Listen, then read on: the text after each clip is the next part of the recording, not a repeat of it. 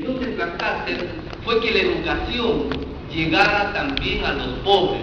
¿Por qué razón? Porque en ese momento era la revolución industrial, y la revolución industrial, la educación requería que las personas estén completamente preparados, pero solamente la educación llegaba a un nivel.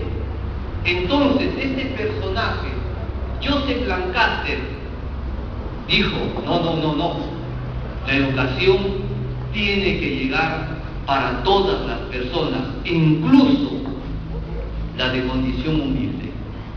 Bueno, ¿en qué consistía este método? Es interesante notar cómo han transcurrido los tiempos y esos métodos se han ido dando hasta el día de hoy en algunos casos. Por ejemplo, el método consistía en una exposición sistemática y ejercicios de repetición tipo memorístico. Mire usted, además, se estudiaba con cajas de arena donde se escribían letras, números, etc. Ya tenían su laptop en ese momento, su caja de arena. Ya tenían su laptop. Allí en la caja de arena, ellos escribían, ¿no es cierto? Hacían las operaciones, ¿verdad? Y esto les hacía para tres cosas. Uno, para definir sus movimientos. Dos, para memorizar. Y por último, como dice aquí, ¿no? Y para poder hablar mejor. Era una repetición en voz alta. Tres cosas hacían en ese instante cuando escribían, ¿cómo se llama?, en la caja de arena. Ahora, nosotros regularmente cuando queremos borrar algo, ¿cómo hacemos en la laptop? Claro, machucamos una etiqueta y se borra. Bueno, ellos pasaban una tablita y borraban. Así de simple. Ya tenían su laptop ahí en ese momento, ¿no es cierto? Pero también había castigos. Miren los castigos, cómo hasta el día de hoy en algunos casos se dan. Por ejemplo, los castigos eran en principio los azotes, ¿no es cierto? Las orejas de burro, miren ustedes, ¿no es cierto? Y por último el cuarto oscuro, ¿no? Qué interesante notar que Lancaster y Diego Thompson no usaban ese método. Lancaster y Thompson usaban otro tipo de método. ¿Cuál es? El método de la recompensa. Felicitar al que hacía bien las cosas, ¿verdad? Y estimular a las personas para mejorar en las cosas que están realizando. Siguiente, por favor. Diego Thompson llega al Perú por invitación de don José de San Martín en el año 1822. Recuerden que Diego Thompson estaba en 1821 en Chile. En el año 28 de julio de 1821 se declara la independencia del Perú, y él así de una manera rápida lo invita a Diego Thompson, ¿no es cierto? Y Diego Thompson es una persona muy preocupada, se preocupó mucho no solamente por los humildes, sino también por aquellos pueblos que tienen un segundo idioma. Por ejemplo, mire usted, el libro que usó Diego Thompson fue el Nuevo Testamento, siempre en las escuelas lancasterianas, ¿no es cierto? Y por primera vez, cuando llega Diego Thompson, dice que comenzó a distribuirse en forma pública, y en solamente 2 días, dice que distribuyó 500 Biblias. ¿Cómo era el hambre de la palabra de Dios en ese entonces? ¿No es cierto? Y narra la historia que en el lugar donde distribuyó la Biblia fue cerca de la Inquisición. O sea, sí conocemos, ¿verdad? Sí conocemos. Ahí, en ese lugar, cerca de la Inquisición, se distribuyeron en solamente 2 días 500 Biblias. Siguiente, por favor. Bueno, Diego Thompson no solamente fue un educador, sino que visitaba casa por casa a los enfermos, ¿no? Asimismo, una de las cosas importantes es que dejaba agentes bíblicos en lugares donde él iba. Estas personas eran de buena posición, refiriéndose a los agentes bíblicos que dejaba, Estos agentes bíblicos eran de buena posición económica y ellos eran los encargados de seguir la tarea de Diego Thompson, ¿no? Él murió en el año 1854 cuando tenía 62 años. Siguiente, por favor.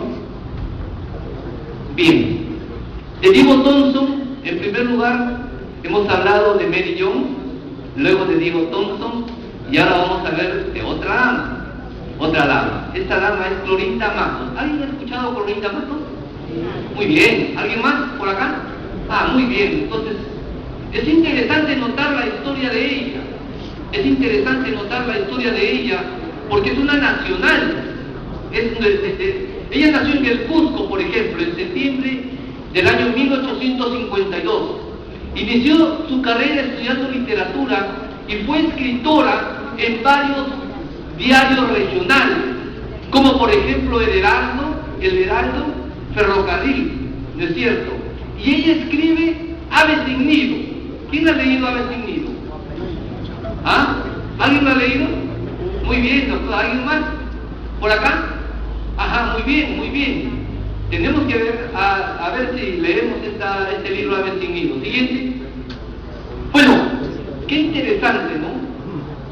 No voy a ahondar sobre este tema, cómo tradujo estos 4 libros de la Biblia, pero es interesante notar que la Sociedad Bíblica Americana le pide a Clorinda a que traduzca al idioma quechua, porque querían que también las Sagradas Escrituras llegaran a aquellas personas, ¿no es cierto? Miren ustedes, el libro de Lucas, el libro de Juan, el libro de Hechos de los Apóstoles y la carta a los romanos, ella se encargó de traducir, ¿no? Interesante, ¿no? Por encargo, como ahí menciona, de la Sociedad Bíblica Americana. Siguiente, por favor. Y asimismo, también pasamos a otra persona que es muy reconocido, que es Francisco Pensotti. Francisco Pensotti nace el 25 de septiembre de 1851 en Chiavenna, Italia, ¿no es cierto? Y desde muy temprana edad él queda huérfano. Al quedar huérfano, esta persona es tomada y un sacerdote, un cura, lo lleva al convento para que sea su ayudante. Y cuenta la historia que cuando él estaba limpiando las cosas, vio un libro negro, ¿no? Y comenzó a hojearlo. No sé si sabía o no sabía leer, ¿verdad? Pero dice que cuando estaba haciendo esto, ¿no? Vino una persona por su detrás y le dice: no agarres aquellas cosas que no son tuyas. Y ese libro era la Biblia. Y eso le quedó como una marca, ¿no? Siguiente, por favor. Dice que a los 13 años él viajó a Montevideo, Uruguay, ¿verdad? Y por otro lado dice que años después se casa con Teresa Sagasilvenza, ¿no? Y que una noche saliendo de un baile, alguien le entregó un evangelio de Juan. Cuando llegaron a casa, los dos se pusieron a leer este evangelio y dice la historia de que las dos personas, comenzaron a leerlo a tal punto que dijeron: tenemos que ver, tenemos que conversar al respecto sobre lo que estamos leyendo con la iglesia que está en nuestra casa, ¿no? Y la historia narra de que se comenzaron a reunir en la iglesia metodista en Montevideo. La iglesia metodista en Montevideo, ¿no? Y ahí comienza a ejercer su vida cristiana, ¿no? Pero aparte de ello dicen que en una campaña,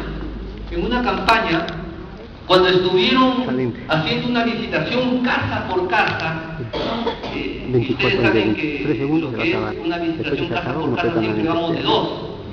De compañero le tocó a Andrés Milne. ¿Quién es Andrés Milne? Andrés Milne en ese momento era un colportor de la Sociedad Bíblica Americana, ¿no? Y al ver Andrés Milne que Francisco